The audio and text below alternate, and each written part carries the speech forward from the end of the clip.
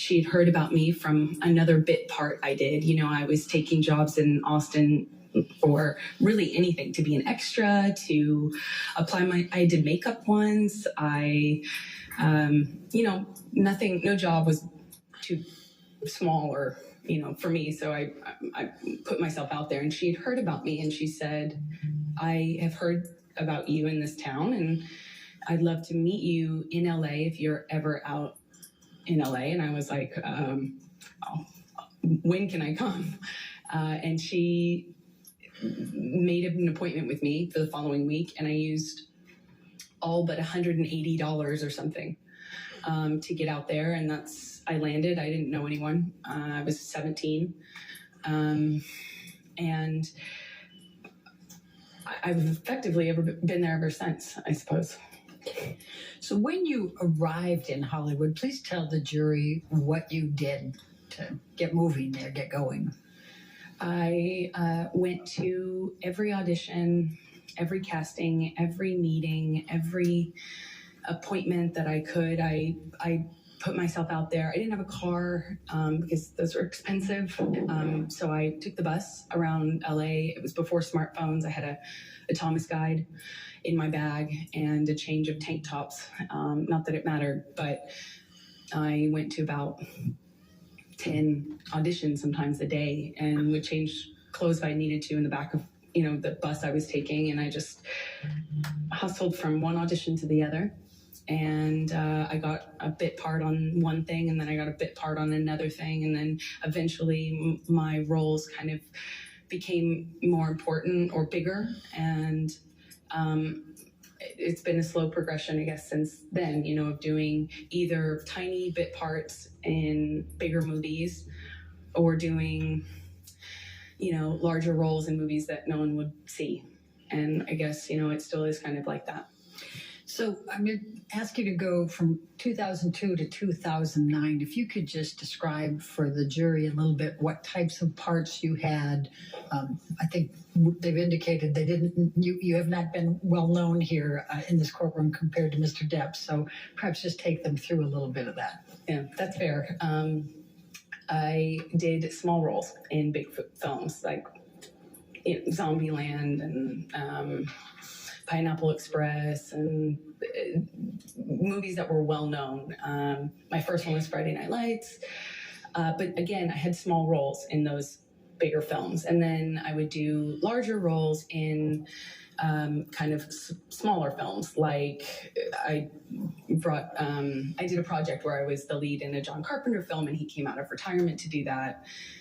And that's kind of how it was in terms of my career for those that first initial 10 years or so. It was just going from slightly bigger role to slightly bigger role and just working my butt off. So I'm going to take you up to 2008. Did there come a time that you auditioned for The Rum Diary? Yes, I auditioned for that in about 2008, I believe. Please describe for the jury your experience in auditioning for The Rum Diary. Well, I auditioned a few times, which is common in my work. You get a call back, as they say. And I think I had at least one, maybe two callbacks with the director. And then I got a call saying that Johnny, who at the time I think I knew that he was producing it as well, was doing a project that was something very personal to him. He was reprising his role as his late friend, Hunter S. Thompson, and it was a very important project to him, and that he wanted to meet me in person. I thought I would be going for maybe an audition, but it was just a meeting. I went to his office and met with him for a few hours. And what did you talk about during those few hours? We talked about books and music, poetry. We liked a lot of the same stuff, obscure writers and, interesting books and pieces of poetry that I haven't heard anybody else reference or know or like. And he was very well read and charismatic. And, I think I left the office with a few books that he gave me. And we spent the whole time just talking about things that we care about. And I was so surprised that somebody, I knew who he was. I wasn't familiar, I wasn't a fan of his work. I wasn't familiar with him, but I knew who he was. He's one of the most famous people in the world. So it was already a weird thing to go and get called into his office. And, I'm a no-name actor. I was 22, I think. And I thought it was unusual. It was weird because he was twice my age and he's this world famous actor. And here we are getting along about obscure books and weird, old blues. And I thought it was remarkable. I thought it was unusual and remarkable.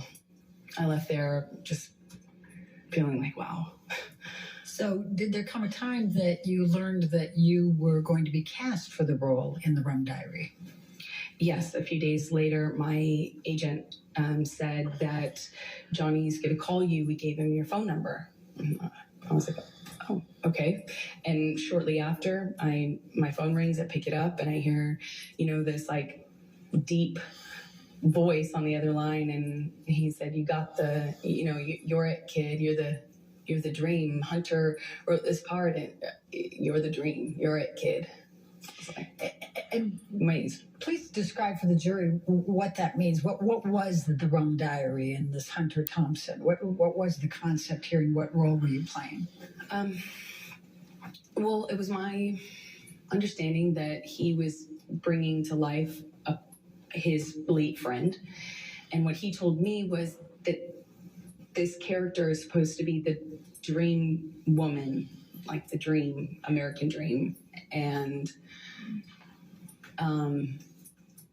so I knew what he meant. He indicated to me when he told me I got the role that I was that, that I was the dream kid. That's what he said. So did there come a time that you started filming The Rum Diary? Yes, I'm not quite sure how much. I think we started filming in maybe March of 2009. And where did you film The Rum Diary? We shot it in Puerto Rico. And describe, if you can, the events of the filming and your interactions with Mr. Depp during that time. It was a bit surreal, filming in a place like Puerto Rico. It was beautiful. It takes place in the 50s, so everything really looked beautiful.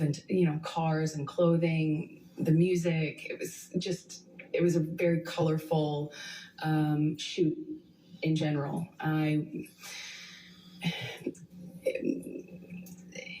I couldn't have asked for, a better scenario. I was on film. I was on set, reading my books, and occasionally Johnny would talk to me, and then he started to be really kind to me, like more open with me. When we'd have hot days filming, there'd be this big SUV pull up, and a security guard would kind of usher me into this car, and it would have the AC blasting, and I'd be sitting in the back of the SUV just thinking what a strange experience the whole thing was. And we didn't really have a whole lot of interaction on set until we did a scene that involved kissing. We had a kissing scene, and it didn't feel like a normal scene anymore. It felt more real. There are certain things that you do in the job to be professional, like when you have to do that sort of scene, and you don't you don't use your tongue if you can avoid it. There's certain things that you do to just maintain a certain line, and it just felt like those lines were blurred. He grabbed my face and pulled me into him and really kissed me. But we were filming a scene. Did he use his tongue? Yes. Okay. Did you celebrate your birthday while you were in Puerto Rico? I did. I celebrated, I think, maybe my 23rd birthday there. And what, if anything, did Mr. Depp do for your birthday? Well, we were already kind of talking about books and poetry and things like that. He gave me a few really beautiful poetry books, and he gave me a bicycle, like a vintage bicycle, because at the time I was riding around on a bike, and I had a lot of time off since I was a smaller role in the movie. And yeah, I think that was it. Okay. Now, did there come a time that you ended up visiting him in his trailer? Yes, I think we would hang out if, after or in between scenes or in between setups. We often were, talking about things and would continue the conversation into the trailer, often with the director. Bruce Robinson was his name. And then at one point, we talk about wine. It's another thing that Johnny and I shared in common, a love for wine, red wine. And we were talking about a kind of wine that I enjoyed. And I was, going on about how great this bargain wine was. And I didn't understand, how much more sophisticated Johnny's taste in wine was. So I was going on about the virtues of Malbec or something. And I brought him a bottle of this wine, and I set it down. And at some point, I'm going back to get back to set, and he kind of kicked his foot up in the air and basically kind of lifted the back of my bathrobe up. And can I just stop you there? Why were you wearing a bathrobe? Because I was doing a scene. It was a period film, so it took place in the 50s. And so I had all of this old undergarments that are for that time era on.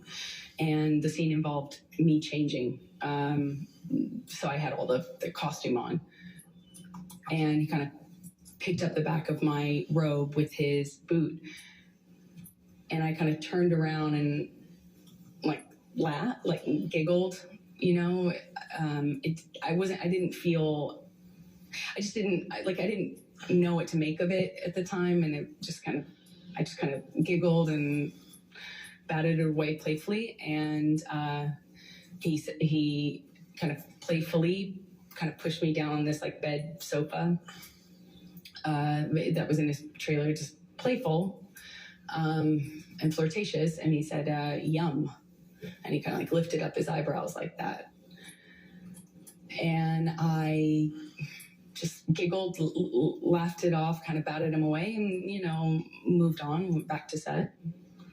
And were you in a relationship at that time? I was. Okay. And was Mr. Depp in a relationship at that time? That was my understanding, yeah. Okay.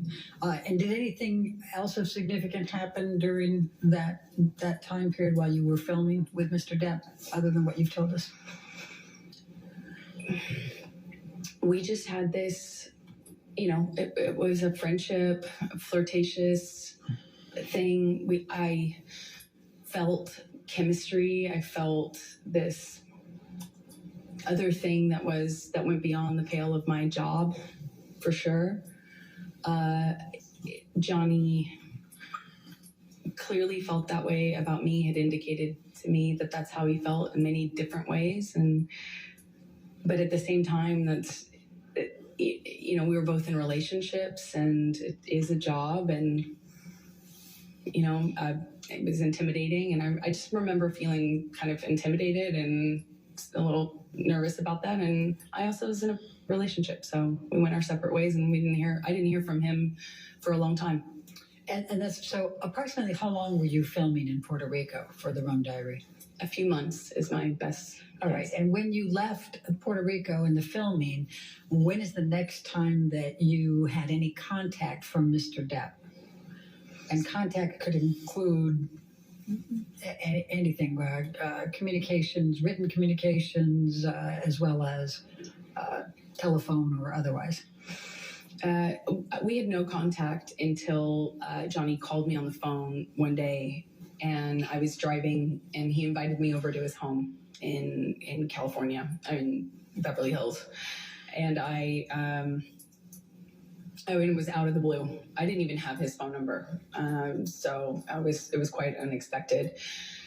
He called me a second time, but I don't think we actually connected, or we didn't stay on the phone because we didn't really speak. But the first time was the only time I actually spoke to him, and he invited me over to his house under kind of he said that, we could get Bruce, who was the director, to come over, something about the movie, but it was clearly not about the movie, if you know what I mean. It was, so I said, I said, my friends are in town, and I'm busy with that, and kind of hung up, feeling really startled, that didn't know what else to do. What, if any, gifts did Mr. Depp send you during that time period after you filmed The Rum Diary? He sent me several gifts. He sent me a beautiful dress, one that I wore in the movie, with a beautiful handwritten note, said happy wrapping, and made a reference to the dress being wrapping paper. He sent me a few gorgeous, expensive, what I can only assume are expensive, collectible books, items. And then when I was away filming on a different job, he he did send me some guitars. I know one delivery. I was informed about one delivery, and my partner at the time intercepted the attempt to deliver and called me immediately and said, "What should I do?" And I said, "Send it back." And she did, and she indicated that there was another one that had already previously attempted delivery, and it was also rejected. I sent it back because I wasn't there, and I wouldn't have accepted it anyway. Okay. Did there come a time that you ended up having to go on a press tour for The Rum Diary? I got a call for the Rum Diary press tour in the fall of 2011. So that's close to 2.5 years after you filmed? I'm an actress, not a mathematician for a reason. Roughly, yes. Okay. And could you please describe for the jury what a press tour is? Just explain it to them. Well, you take a movie once it's completed, and if it doesn't have distribution, as part of the promotion of that movie, you go to these various places, normally cities like London or New York, and you do press events in those cities to kind of promote the film, and you go to place talking about the film. And so you were then called to participate in the press tour for The Rum Diary? Yes, I had I had just finished going through the process of separation with my former partner, and I was moving and going through that, and I got a phone call saying, "Remember that movie you did in Puerto Rico? Well, they want you for the press tour." And I said, "Well, perfect timing." And we did that, I think late October 2011. Okay. So describe for the jury your interactions with Mr. Depp during the press tour. Well, on the the beginning of the tour was Los Angeles, where we both lived, and we did a normal press day, and then at the end of it, I was invited by Johnny to come up to his room to have a drink with him and the director of the film. And I went up to the room to see both him and Bruce, but as soon as I got there, Johnny said Bruce wasn't going to make it. So I stayed. Johnny and I started talking. He asked me about my relationship. I said, "Well, I'm going through it. I'm going through the separation right now, and it's been, rough couple of months, but that's normal." And he said, "Well, that's same with me. It's been." I can't remember exactly how long he said it had been, but that he had split from the mother of his kids, and said that he understood. All right, and then what happened next? Then we drank red wine and continued to talk, and the talking became us, reconnect. It was like reconnection was almost instant. It was just chemistry. It's hard to explain that, but we sat on the couch and we talked, and it felt like there was it felt like there was an electricity to the room, and it's how I felt when I was alone with him anyway. And it was instant again. I was like, whoa. So on the couch, we talked, finished some wine, and then I got up and left. And as I went to leave, he grabbed both sides of my face, similar to what he did in Puerto Rico when we were filming that scene. And he kissed me, and I kissed him back. And what happened next with respect to any relationship with Mr. Depp? Well, then we fell in love. We went on this press tour, and we went. It was a beautiful and strange time. We're flying from one, not together, but going from one city to the next, Europe, New York, Los Angeles, as I said, and we're just traveling around talking about this movie that we did together, that we participated in together, and we were falling in love. I mean, it was just, at the first dinner in London, he sat me next to me. He produced the film and was a part of controlling the film and was responsible for different things than I was as an actor having a small part in it. And we went on this press tour, and I think in London he had me sat next to him at a dinner, and then we ended up spending the night together in my hotel room. And for the rest of the press tour, it was on. I'll put it that way. All right. And how long approximately did the press tour go?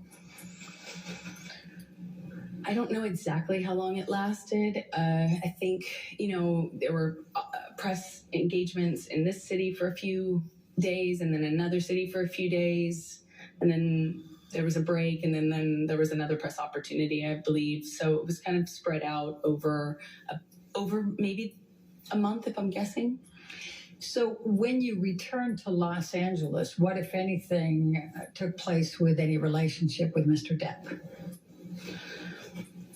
Well, once we were back from the press tour, we had this,